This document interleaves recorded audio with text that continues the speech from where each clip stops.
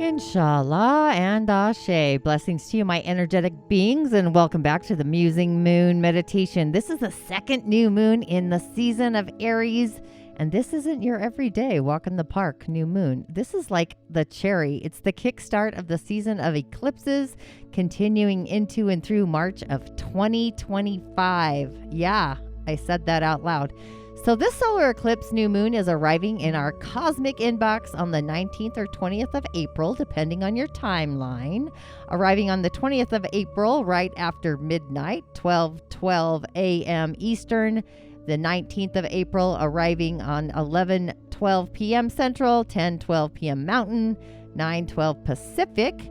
It's considered the hybrid, a rare hybrid solar eclipse by space.com, visible from parts of the Pacific and Indian Ocean region. She won't be visible in the United States, however, boo-hoo.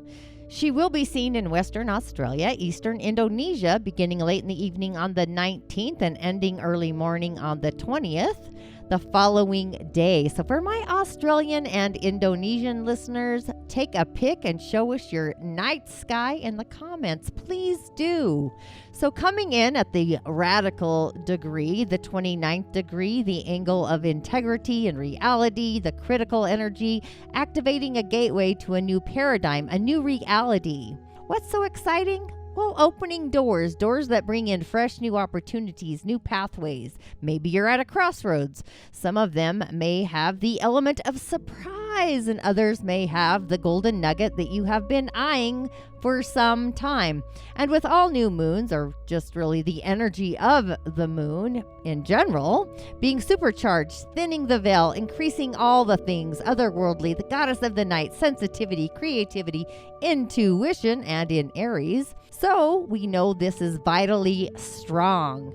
This is our root energetic center, the root chakra, intense, the opportunity to open the gateway, the doors to our courage, becoming a leader, becoming a spirit guide, an intuitive guide, a muse of mystical magic of our own lives. So as this energy is flowing, the cosmic dusting, we have a moment to reflect, setting our intentions, visualizing our desired outcome as if it has already arrived, feeling into what that actually feels like, looking at all things with a new set of eyes in a panoramic view, a new way through the eye of God. Stay open to the abundance of the galactic universe, knowing that the universe always works in our favor.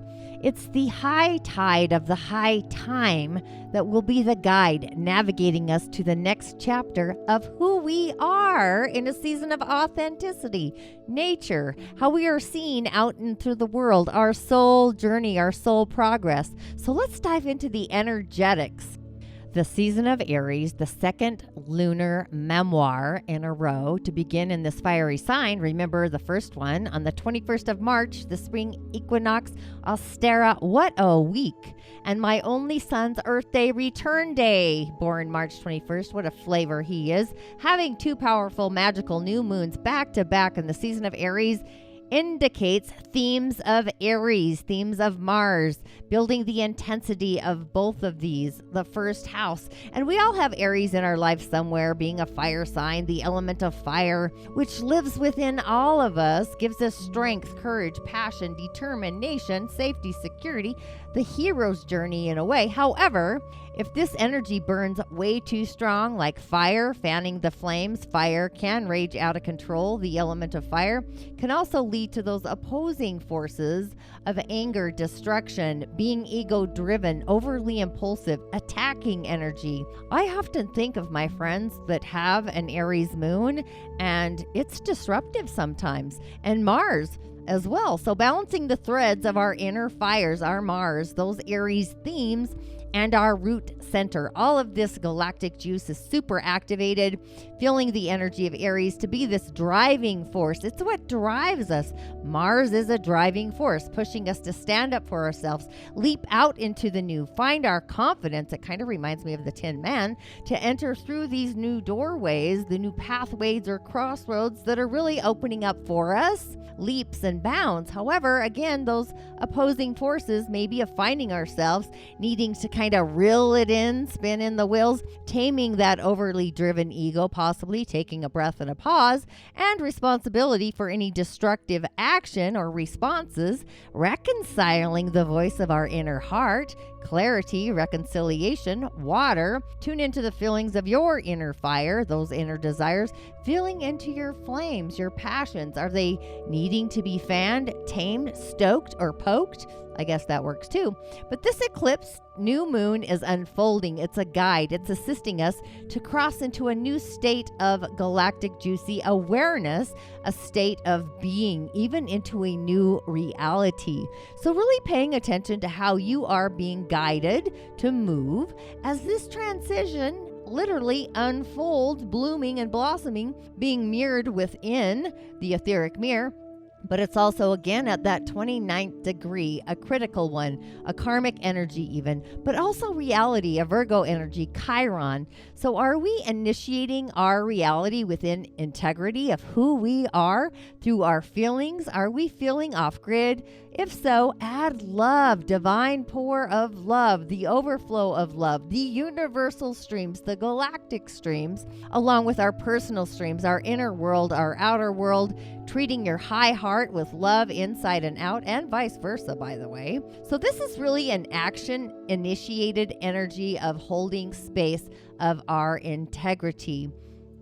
And also feeling the juice of the sauce. Maybe you're simmering and you're just marinating. And this is destiny herself unfolding, even a karmic event, something ending, a point of closure, leaving space for the new to emerge. I've been talking about the butterfly coming out of the cocoon. So do you trust that the universe works in your favor or on your behalf? For me, it's as if the universe is going to spiritually align the fabric of our destiny. And eclipses have long been known for bringing fated or karmic events. This one, however, is connected to the oneness, the realms of the divine pathway, the highest of the highest, escalating points of consciousness, reality, where we're able to integrate all the memos, the lessons of those themes of Aries. Operating from the theme of Aries in its highest expression, inviting in confidence, courage, passion, action, the right balance of being a leader, self-led. So see where you can create some time and space to welcome those themes into your essence, into your everyday life, and out into the world. But Pluto is also being triggered under this eclipse new moon, the god of the underworld, the shaman's portal, the 8th house, Scorpio. So with an Aquarius kind of flair, the planet of death, rebirth, the rise of the phoenix, the nothingness and the all, everything and nothing. Pluto does rule over the process of transformation from death to rebirth. So this does feel like an energy of rebirthing being highlighted, especially if you have planets near this degree or at this degree. It's a very strong influx, a presence, and Pluto is going to enhance the potency of the opportunities, the doors opening, the magnetic electric pole, things never imagined, otherworldly, imaginal realm, the shaman's portal, opening up dimensions, multidimensional, Aquarius, frequency, energy, vibration, the breakdown to the breakthrough, awakenings that assist us in completely rebirthing, transforming, shifting, changing into an escalated higher octave version of ourselves. Knowing that this eclipse portal is laying the foundation, the groundwork, it's kind of like a segue, a pathway of energy. It's ripening for the spring, fertile like the earth energy, creative energy, down into the earth star we can all use to shape, initiate the following chapters of our lives, who we are and how we are seen, feeling like treating ourselves differently, noticing how you see yourself. Who am I? Reflecting in that etheric mirror. We are all co-creators with the universe, so utilizing this energy, the power, working with her, the goddess of the night, exploring, manifesting, setting intentions, and keeping your energetic vibration frequency lifted. And remember that all the things are possible. The universe truly does work in our flavor and our favor. Things are happening for us, especially when we climb into our skin, embodying, stepping up to the plate, becoming our own authentic leader of our own life, our authenticity along with integrity. So if you want to dive in deeper, just notice where this eclipse is playing out for you in your life, the house that Aries falls into in your natal chart, stirring the cosmic soup. That's the house where these themes are really amplified, intensified, magnified. Even do some self-reflection. What was happening in your life during the last kind of Aries Libra eclipse cycle? That would have been 2013 October, 2015 September, kind of through that portal, if you will. So if you are somebody who journals, go back and reread your journal in that notebook, if you will. If not to worry, those events aren't going to happen again, but the planets, they're not in the same location or places as that time, but the themes. So you might find yourself exploring, they might seem similar, familiar, or you may be graduating from Earth School from that karmic theme. This is what I'm feeling for myself, going from karma to dharma, which I'm loving, moving over to that dharma theme.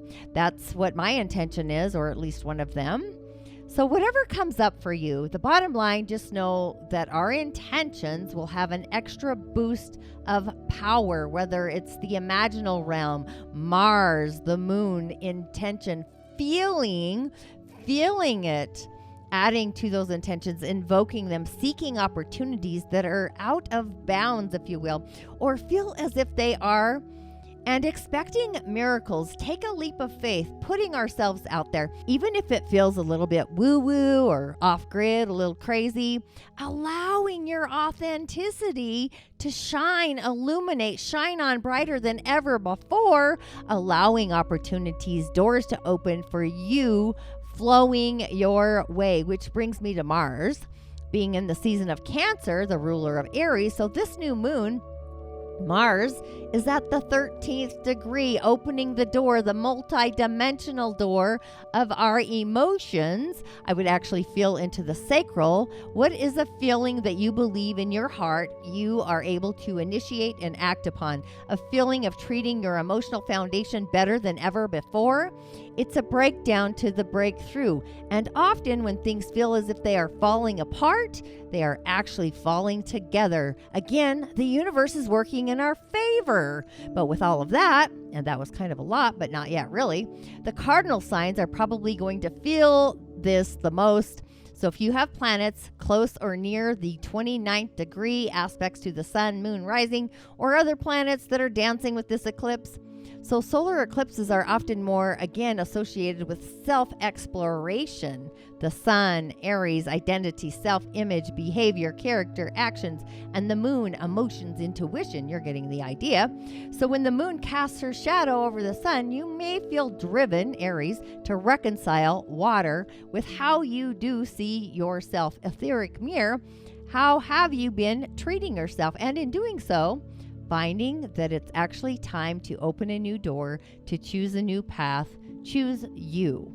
So with all of that, let's begin Aries and see how this is playing out in your first house of self, my Aries musers. So being that this is actually your first house, what does that look like? This is the house of self. So it's kind of pushing or nudging or tugging at you to nurture. Get clarity on your personal brand, your identity, becoming inspired like fire, lighting the flame, expressing yourself in a very maybe unfiltered way, organic. Maybe you get all fired up. Maybe you take that bold leap of faith from the full moon. And given that this is happening or in harmonizing with Jupiter, the planet of luck, and whatever Jupiter touches, it grows. It reminds me of the rabbits in the 4 pillars of Chinese astrology, rabbits. So whether you're stepping out into the sun, the spotlight on your own, a passion maybe taking a different empowered approach towards love, now is the time to do that. Love of self should come first and add more love to that. Your imagery is blossoming. Just be aware, consciously aware with this angle to Pluto. You may be actually getting rid of anything that's no longer serving the heart and opening up to a transformation that's actually necessary to get your vision across, entering the next chapter of your soul's story. Taurus, this eclipse is actually manifesting and taking place in your 12th house, which often shows concern for most. You know, it's kind of got the reputation for the less than, but I want to tell you, I had a solar return and Leo is in my 12th house. And actually one of my clients, I manifested a free holiday for my 50th Earth return year and had a free trip on a yacht. It was a magnificent moment. So, you know, let's be optimistic and see on the opposing side energetically what this activates for you. So it's like coming off of the frequency and the energy taking place across kind of the 1st and the 7th, kind of that axis. For the past 18 months, you've had the nodes. So you've got this personal strength, you've got goals, desires, self-knowledge, all activating inside of you, manifesting. So the eclipse is kind of shifting you into your 6th house, 12th house. So I would be like processing more energy within the physical, in the health, in the body. So maybe you've got this inner awareness of energetic boundaries, maybe your limitations, maybe you're seeing a potential reflection, the etheric mirror, seeing what you've gained, seeing what you've lost over this transformation, this authenticity of this year, maybe consolidating. Maybe you find yourself desiring this frequency shift, an inward turn, that inward journey, maybe leading you potentially down a path of spiritual exploration, becoming a nomadic spiritual energy being, if you're picking up what I'm throwing down. Gemini, this is taking place in your 11th house. So this may come as a bit of a relief or a reliving because, you know, eclipses have been taking place in the 12th, 6th house axis for you. So you're kind of coming off steam, a reawakening. Maybe you've had some crisis in your daily work, health, diet, even the place where you work, you know. But the 11th house, this is like, I want to say it's society, it's humanity. Maybe you're concerned more with social networking and new beginnings in this area of your life, your world. Maybe you're feeling restored to go out and be socializing instead of being a hermit. The 11th house is also our hopes, our wishes, our dreams, resources that really assist us to achieve those career aspirations, the broad bandwidth. So the ruler of this eclipse is arriving in your 2nd house. So some of you could fully expect the eclipse to bring the themes of material resources and earned income kind of manifesting there as well. So just kind of play into these aspirations, invoke, you know, you may need to kind of scrutinize your personal bank accounts in an effort to see whether the dreams that are taking center stage over the next 6 months are really financially viable. But I would say actually believe in yourself and value, self-value is very important. Feeling valuable, Cancer, or Mars in the season of Cancer. Cancer, this eclipsed new moon is falling in your 10th house of career, legacy, authority. So really get ready to begin a new phase in your personal life. And in the days around the lunar as well, you may feel like you're being pushed to take on more responsibility, a leadership role, which may definitely not be out of character for you. You may also receive extra attention, feelings from higher ups. And possibly maybe you felt when Mars actually was activating your corridor, the planet of energy, has actually been spending some quality time in your sign, which is actually adding more fire to the waters, to the desires, those dreams, impulses. So you may be prone to kind of going up for anything and your intention on manifesting. So there's a moment where all of this is taking action that could actually lead you to some well-deserved recognition, being seen. It is the house, again, of public standing, reputation, being visible, being seen. Again, public standing, but it's also, just like myself, maybe you're closing out a long karmic storyline, a chapter concerned more with friends, networking, being supportive, your creative efforts that were maybe more focused on in your heart space, maybe propelling, like moving your life forward in the direction of your dreams. And this degree is actually associated with finalities, endings, birthings. It really is integrity, reality. So this might be a crossroads for you, or a recalibration of your own personal being, your essence, fire, ambition, your own drive. And Taurus and Scorpio, the nodes, were kind of playing on the axis of your 5th and 11th houses. So you may have seen yourself depending on others in ways you never thought, but just magnetize and thinking that the energy of people the circles that you move in, are authentically key to your success, and really expect the energy to show you the importance of standing on your own 2 feet. Get serious about your own inner strengths, your willpower, your pioneering capacity to really chase down the meaning where you think you're going to find it on the career front.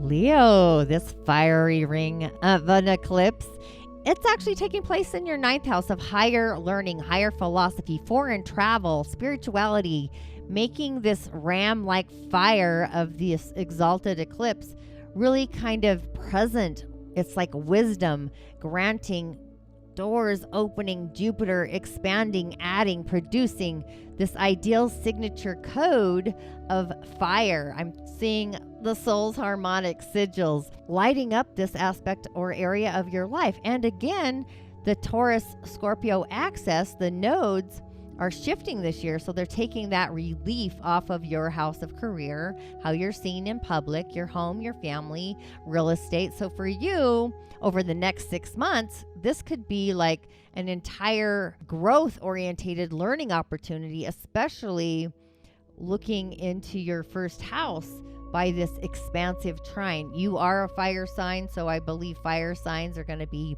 escalated more, and then adding Jupiter to the key ingredient.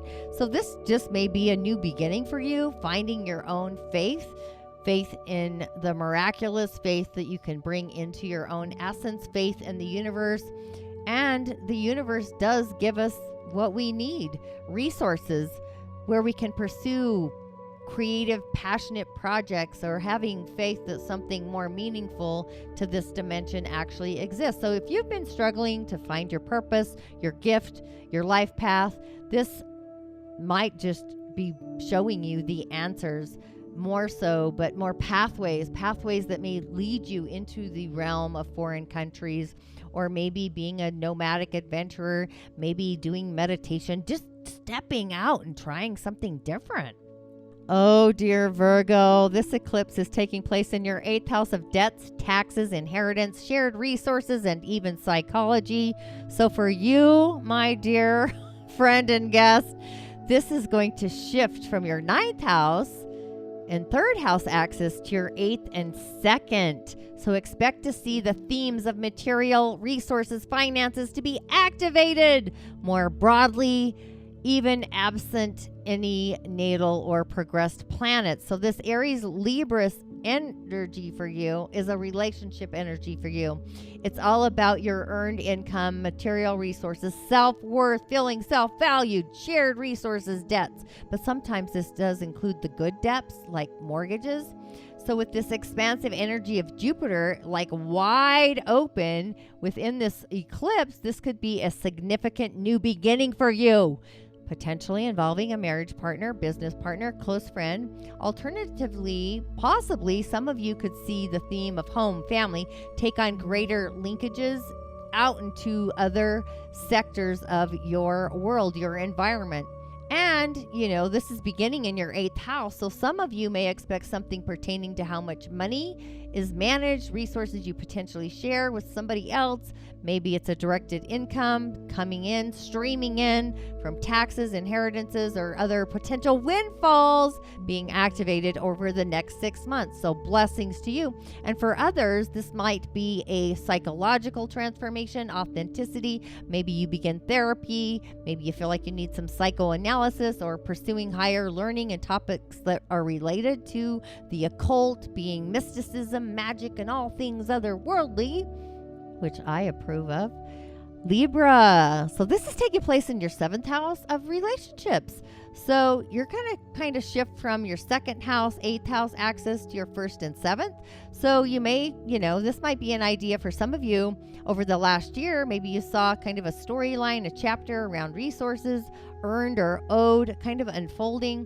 So you've got this narrative kind of across money, value, this financial access, earnings, expenses, everything's taking center stage over the past 18 months. Maybe a new job, a pay bump, an initiation, a new income stream, at the minimum, just contemplating change and transformation in that arena, that area.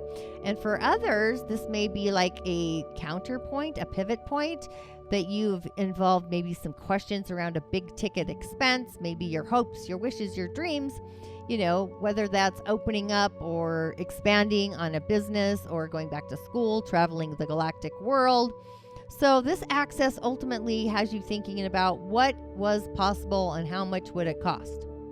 So it's shifting from that energy into the 1st and 7th. So this chapter, the scribe, is unfolding in a new way, emphasizing yourself and your relationships more prominently with some kind of lingering continuity for the balance of the year in money matters that might need to be tied up with a gifting bow. Maybe even financial eclipses that you saw. Maybe you were cutting ties with anyone who held resources in common with, like, you know what I mean? Like the carrot in front of the horse. Maybe you were kind of splitting your assets with somebody else. Either way, the next 8-10 months could have you putting this relationship under the microscope, being offered opportunities for new partnerships, whether it is business or romantic, and see yourself in the spotlight. Scorpio. So for you, oh my gosh, you've had the nodes dancing the dance here. So this is all happening in your 6th house. So you're initiating the winding down of this energy between your 1st house and your 7th house. So it's very directly, it could be initiating a new beginning, Mars, for you in matters pertaining to your work, service, daily routines, even your health. So if this doesn't touch your natal luminaries, then expect the effects to be a little less intense. It might feel like background noise or static in your life. So maybe, anticipate some earth-shattering changes or shifting, especially in the memory bank, your memoirs. Maybe be on the lookout for some hints or new scribes according to house topics, home, family. And given that the sun is the ruler of your 10th house, this really could spell a subtle, if not outright shift in what you do, career aspects, either in your day-to-day reality, routine, or shaking up your team. If you manage people, or a reorganization of how or who you actually work with. So you may even just find yourself closely aligning with the work that you do, being more authentic and gaining recognition, being seen for that. So you've got this energy, a force of vitality, along with emotional comfort, security, satisfaction, 4th house. So you've got like this energy that's being ushered in over the 18-month period, which is positive shifts in being satisfied. And the 6th house also happens to be your spouse's 12th house. So you've got this energy topsy-turvy-ish. So it could be a coincidence that this is an initiation for vitality in that house for them as well. It could be anything that's mental, physical, emotional, could be wounding, could be healing. So there's this transformation happening all around. So just seeing you and your partnerships towards greater psychic understanding, transcendental experiences. So really opening that galactic doorway. Sagittarius. So this eclipse is happening for you in your 5th house, which, oh my gosh, who doesn't love the 5th house? And again, the eclipses are winding down the Taurus Scorpio axis, moving you more from seriousness of 6th and 12th house axis to your 5th, 11th. So this is like fun in the sun, trining again your 1st house. So I'm telling you, Leo, Sagittarius, Aries, you're having a great time. So just enjoy this expansive, producing rabbit energy is what I want to say. So this nature, it's a new beginning. It's going to bring and offer harmony, wisdom, growth, abundance.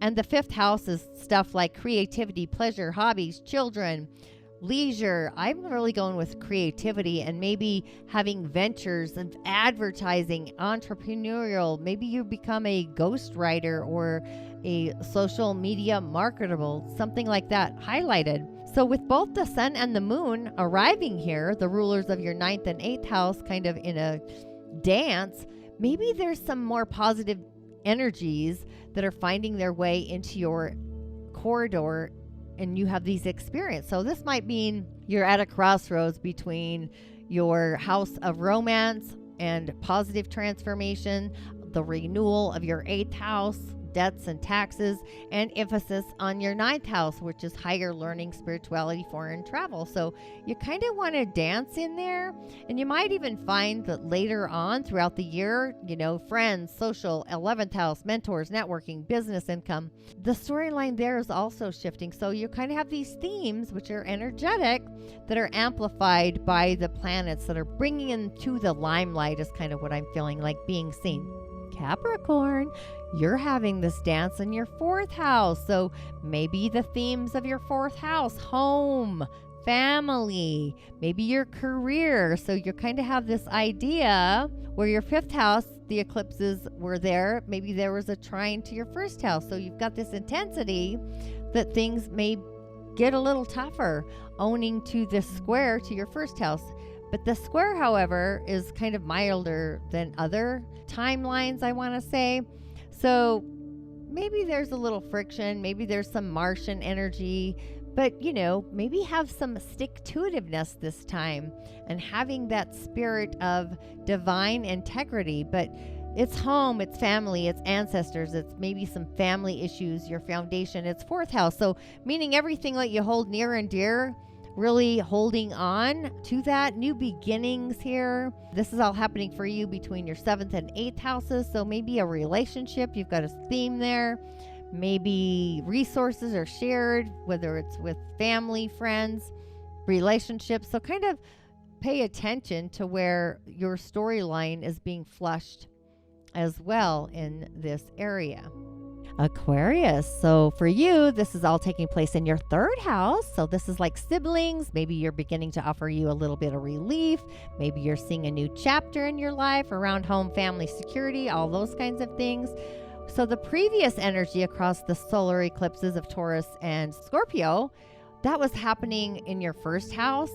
So you could have seen those topics around your family, home, career, going under some change and transformation. So if you have any planets, of course, in alignment here, you might actually feel that as well.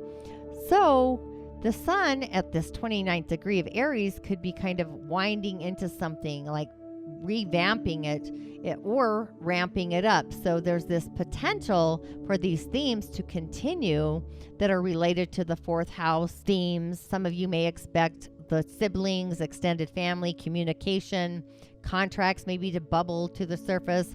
But also, if you're an Aquarius rising, there could be this activation of your houses of spiritual philosophy kind of energy. But the 3rd house is where we do those ritual things, where we divine and communicate with the gods, where the 9th house is where we find faith in them. So that's galactic super juicy. My moon is in the 3rd house in its fall and in its joy. So I totally feel this. So under this cycle here, this eclipse, you may just find yourself embarking on a personal journey, one that's connected with higher learning, philosophy, spirituality, but also one that's causing you to be more demanding of the outcome, creative visualization, manifestation. So because there's this fiery energy for this drive, initiating drive, ego energy, Cancer as well. Cancer, the sign, the season. So this may be a time where you simply are like really taking the bull by the horns when it comes to your skills, your learning, your creativity, your communication. Maybe you take a class, maybe you come to terms with finally initiating something that's been on the back burner, something that your heart desires. Maybe you could commit more fully to your own personal development. You know, Aries is about treating ourselves better. And for the Pisces, this is all playing out in your second house. So seeing the energy here shift from the more abstract into your third and ninth house. You know, the second house is more material, values. It's kind of that modernity, self-worth. But in the ancient energies of earned income, so some of us, it's this profession where we make money. In the world, we're often much more, I'm thinking of construction workers, manifestations. It was something you really had to dig into. So I have had the Taurus and Scorpio. I've just had my return. So this might be a time where you actually reflect and find the energy of your earned income, like how you make money into the world. Is it emotionally? Is it spiritually? Is it satisfying? So a lot of Pisces and risings, you know, maybe you got to tune more into the spiritual storyline, the worldview. So kind of have this resonation with spirit, like you're calling in spirit, because we're kind of activating the opposing house. It's the money in, money out kind of thing. So kind of be looking out for the changes, the transformations that are initiated under this eclipse that somehow relate to debt, expenses, shared resources, like anything else held, or things that actually drain your finances. So I don't mean to say that it's going to be directly financial draining, but maybe you need to reconsider what you do in the world or how you earn money and kind of create that signature code that maybe concerns with security, root center, root chakra. So for you, it's kind of the root chakra, the crown center. So I'm just kind of musing in those areas. But this might be something philosophical, emotional, in the cycle, the themes that really, what really defines and what matters to you on the monetary kind of galactic, worldly, physical plane. So if you find yourself really wanting to shift and make changes and following your dreams, then the 8th house is where you're going to find yourself wondering what sacrifices you're going to need to make to bring that hope into this galactic reality. So with all of that, and that was a lot, I had to take a breath and a pause and come back for round 2, getting into my meditation zone. So as you climb into your skin and embody the fullness and the energy and the essence of who you are, the illumination of the light and the stars and the galaxy and the elemental plane that we so exist on, the earth plane, and we're bringing in the energy of Aries from the galactic corridor. We're bringing that energy down in and to and through the earth star, the opposing energy of who we are. Balancing these harmonics is kind of what I'm feeling like. So just kind of take that breath, take that pause, getting in your flow of the breath work. Again, I like to breathe in for a count of 3, hold for a count of 3, and then just exhale. Just becoming embodied. Feeling every crevice, every nook and cranny of filling up your entire body with your entire feeling of your spirit. You're activating all those cells. They're bubbling bright. With each inhale and exhale, you can just feel the tingling sensations as if you've really run a marathon or something, and your body's just actively coming alive. And as you inhale and exhale, maybe take a moment to take a breath and take a pause. All the way down from your auric field, the furthest auric field, all the way down into the root center. Hold for a count of 3. And as you exhale through your high heart, what I would call the golden chalice of your highest heart, and see that the divine is pouring into that chalice as well as your root center. So you've got an influx of universal streams and personal streams filling up your golden heart. Exhale and release.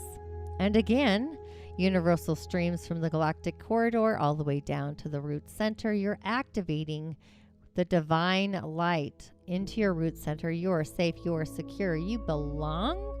And as you exhale, release, into the golden chalice, which is full and overflowing of divine love and your own self-love. Exhale and release. I would just keep doing this kind of flow, flowing in and out from the universal streams, the divine love coming down into and through from the outer auric field, all the way down to your root center. And as you hold that for a count of 3, just imagine in your third eye, or feel it kinesthetically, swirling into your root center. You are safe, you are secure, you are being activated, initiated. You've got the divine pour as you exhale, release out your heart center. Inhale through the auric field from the galactic frontier all the way down into the root center. Do that cosmic swirl. You've got the inner wheel of your root center, the outer wheel of the root center, and it's just pulsating. It's activated. It's initiated. And we are literally releasing the karmic debris that no longer is serving us through this initiation, this transformation, this eclipse. And as you exhale and release, you feel the bounty of your heart chalice, the God spot, if you will, activated your chalice. It's like a goblet. I don't know if you can see in your third eye, a goblet, a golden goblet. Maybe it's got some jewels on it. I don't know. But you've got the divine pour overflowing. Exhale and release. Inhale all the way from the galactic corridor, the galactic frontier, the cosmos, all the way down in and through your auric field, all the way down to the base of your root center. Hold for a count of 3. Begin your cosmic swirl, front side, back side, inner wheel, outer wheel of your energetic center. And as you exhale and release and you move up to your highest of hearts, you see this golden chalice. It is full, it is overflowing, it is shimmering with the illumination of the divine. It is gold. You're seeing the cleansing waters coming from the stratosphere of the Great Spirit, the oneness, and you exhale and release.